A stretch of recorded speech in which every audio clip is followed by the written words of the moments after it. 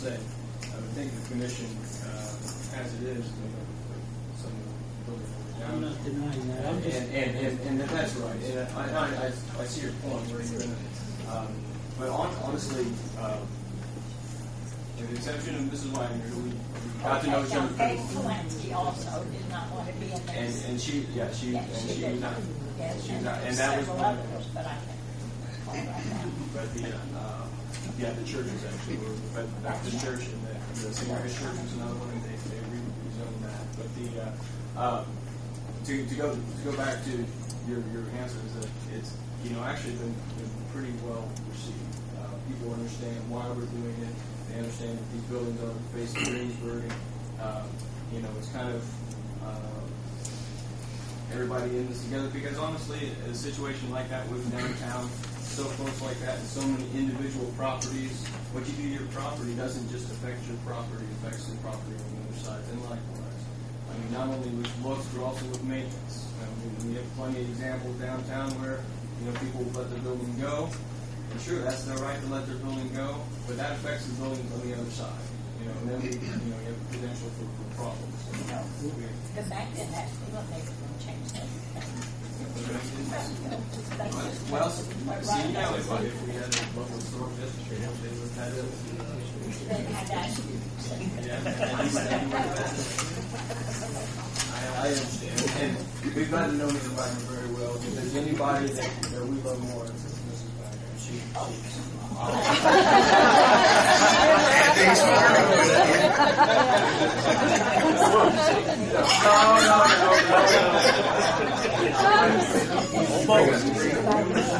Good point. It's one of those things. It's one of the something for the community to figure out. If it was simple and easy, then it wouldn't need as much. But I can tell you that these districts. Well, best example, because you can't. It also sets up for the future, because you're not always going to be. I hope you're there forever, but you're not always going to be in that building. That protects the building after. But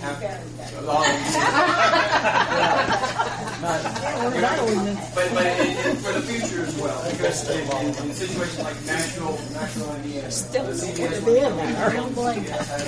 has the architecture that they have in every single town. Nashville made them change, made them altered. If you go in, I think it's right on 46, right into CBS that matches the architecture of the rest of it. It ensures that uniqueness of your in this case, the downtown and other activities. Brian, I have a question. Sure. When she was talking about those that are not, like Ted Lansky or whoever, how did they opt out? Was it a rezoning? How did they end up opting out? The churches kind of had to do with location, actually. It was easier for them. One of the big problems with Mrs. Wagner is that she's sandwiched within a nice historic Yes, section. bless my heart, I like that. See, so that makes it more difficult as far as that. Peg Polanski's is a separate building off to the side. By the way. And the church was down a couple blocks as well. But did they just request to be opted out and they were? Or? Well, the commission can talk to that. What we did is after our last visit to the council, we actually went back to the drawing board and started from scratch. And we focused on what is most important right now. And it was the commission's feeling that what we're focusing on is the heart of our community, which is that downtown area. So that's what we focused on, and that's what we drew as the revised boundaries that you have that we're asking you to approve. Because, until we have the district approved, then we're kind of at a standstill. But that was why we went back from scratch. We had spent 2 years with the last proposal. You had asked for a draft of the guidelines. We honored that as well. But we did focus on what is most important downtown. Because it is. That's when you pull up Greensburg, that's exactly what you're looking at is the downtown. Anyone that comes through the community is looking at the downtown. And so that's what we focused on. It's our hope that in the future that some of the historic residential districts areas will gather together and come to us and say, hey, we want this particular area designated, homeowners will have that opportunity. But now we'd like to see this be beginning. And again, largely follow what is already, you're already in a national historic downtown district. But that's essentially what the district I just want to say one more thing. Sure.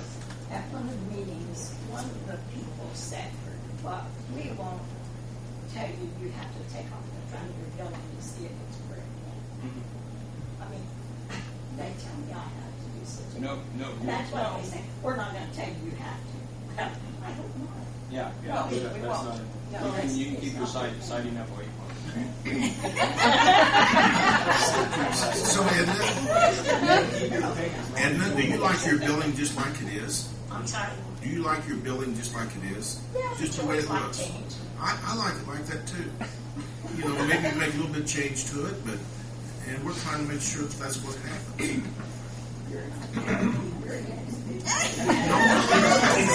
I'm trying to help you.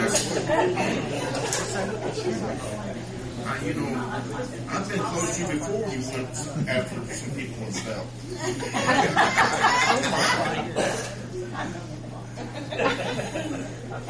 Have they asked everybody around this for us? Do you know who really wants Yeah, it? back originally when we approached the idea, I guess someone was still on the council, and they asked me to go around and send out evaluations to everyone as far as what they wanted to cover, and got a pretty positive response back for those who did respond. And then that compounded with the High Palma program, the action agenda, which essentially said that when they talked to focus groups and the community as a whole, what was important to them, they believed the downtown should be preserved. And that was echoed also in 2007 with the city comprehensive plan also said, and I think it explicitly said to establish a local historic district for downtown to help preserve the building.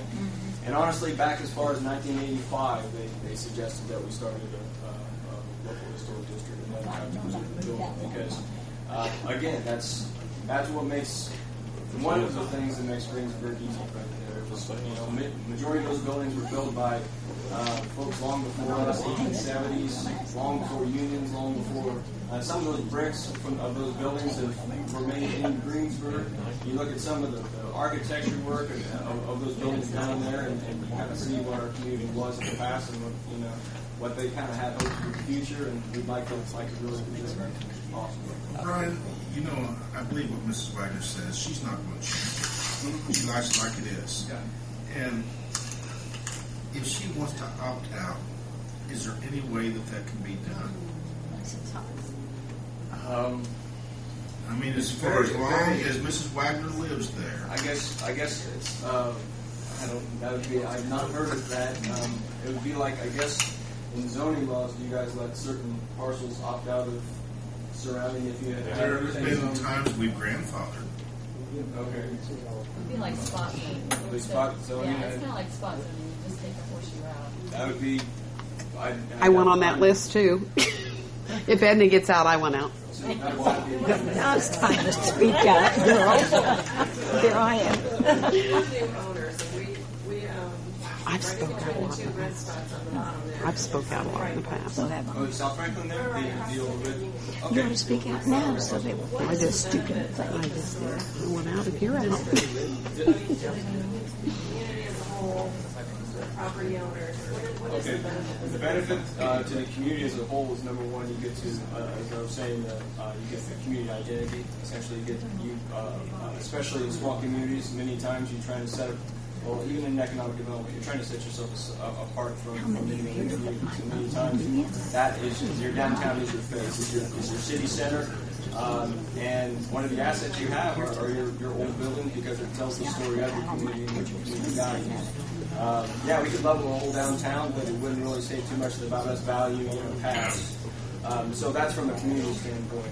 From a building owner standpoint, you qualify for some tax credits depending on what sort of improvements you want to make on your building. You guys are also, you're on our zone for facade grant, improvement grants and such like that. The other thing is if we ever wanted to say get a grant to improve South Franklin Street there. the fact that we have a local historic district set up there improves our chances for grants. It gives us added points on certain grants that we apply for. And then as I just passed out, it allows us to establish things such as the economic development target area, which if the council wanted to go that route, we can, any sort of improvements you put on your building that adds to the value, that reassessed value, again, to the blessing of the city council, can be abated and phased in later. So if you say on your building, tripled its worth or what have you, you could get that phased in over 10 years or however long. For tax. Yeah, for tax reasons. Yeah. Maybe you should ask the ones that would like to be in that, if there's that many here. I guess. My question would be, Brian, how many of the people that's included does not support That's this? it. How I'd many have to ask them. Mr. Wagner, I would never guess. And again, there's all different reasons why some are based on some of the myths of us being, slow-carrying people. I would like to ask one question. Sure. And I'll come up here. So, Brian, you're basing it pretty much on the Hyatt Palma? And the city comprehensive plan and that of 1985. Okay, on the Hyatt Palma, and I know you said there was going to be no taxation or no, but in the Hyatt Palma plan, there is actually a paragraph that talks about the assessment of property owners to further the goals of that. Oh, you're talking about a bid district? And Yes, that's actually listed in the Hyatt Palma. Yeah, and I don't think that's, the bid districts actually have, success of those have been questionable at that point when Hyatt Palma came out. Bid So you're districts not- were all the rage. You're This not has nothing implementing to- that? This has nothing to do with the business. I just wanted to improvement. clarify that. Yeah. Thank you. And what happens if, God forbid, a fire happens to one of your historic buildings, or you end up with a domino effect with so many common walls of all of those around, that when one falls, we have a domino effect? Yeah, and then it's a situation where if they decide to rebuild, some of those buildings would have to be to standards that are coordinated with the surrounding buildings. Those buildings can be fixed up. The idea is again coordination, not necessarily control. It assures that if by chance that tragedy does happen, and it has happened in a few other communities. We're sure that new buildings would be held to standards that would be pleasing would work in the district as a whole versus hitting some random skyscraper or that's a sort of exaggeration, but and that ensures any sort of new construction as well. Will be fitting for that location, so we can continue that feel, that look of our downtown. It's very indicated back. On that, if once they burn down, then you have to build them back, because some of the buildings. That's not necessarily the case. But if you decide to build it back and you say, okay, it needs to be. If you build it, With if these you build it back, guidelines. first of all, that's the property owner's choice to Right, build it back. right. But they will, like with any other kind of zoning laws, they would have to build within, something that's pleasing Still to. have to do what you But tell I them. would think, with these ornate buildings, to build them, some of the ones down, hers is not. Yeah, it's not necessarily the same material because some of these, again, to show the importance of this building, some of the material you can't get. Yeah, you couldn't can't. build them. The cast iron You and such, couldn't you can't afford the get them. insurance to But build that. it all has to do with look. The building exterior is vision. So, in one case downtown, there's some people using drive it. Drive it used to be a horrible word for historic preservations, but they've come a long way because the market's demanded that. People are looking for that old look, and they've made great advances. Now, I'm not going to speak on behalf of the commission, but those sorts of things can be worked in. I don't think we have any marble, but there's some towns that have marble, and you can't. It's not fiscally possible to do that, not financially possible. So, that's where that's where the flexibility of the commission comes in and works with you, versus dictating to you what you have to use this material, you have to use that material. Yeah, instead of telling you what to do. No, they work with you. Brian, I'd like to quit talking about fires downtown. Sure.